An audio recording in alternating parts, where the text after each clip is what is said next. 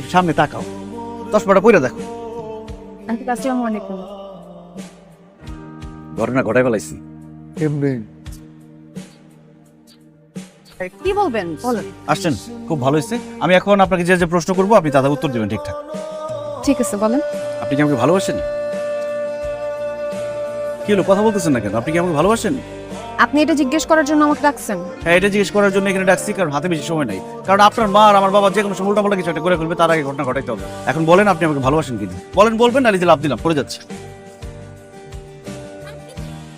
বলবো না তাতে কি? এই যে বিষ নিয়ে আসছি, বিষ খাবো, তারপরে লাভ দিব, কোনো রিস্ক নিব না, মৃত্যু নিশ্চিত। দেখেন আপনি পাগলামি করেন না, আপনি নিচে চলেন, আপনাকে আমি বলছি, পরে বলছি। হ্যাঁ, নিচে গিয়ে বললেন, আমার লাশের কাছে গিয়ে বলেন আপনি এদিক দিয়ে যান, আমি এদিক দিয়ে গেলাম, এই যে লাভ দিলাম। বাবা আচ্ছা ঠিক আছে, আমি বলতেছি। আপনাকে আমার ভালো লাগে। ভালো লাগে আবার কি ধরনের কথা? ভালোবাসেন কিনা সেটা বলেন।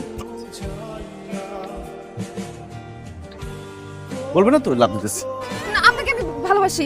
আমি আপনাকে অনেক ভালোবাসি। চলেন কাজে অফিসে আমরা বিয়েতে আসি।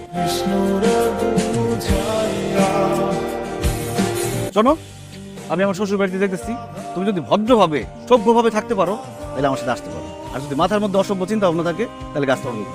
ও আচ্ছা, এই দারোয়ানের বাচ্চা, গেট খোল। ठीक है।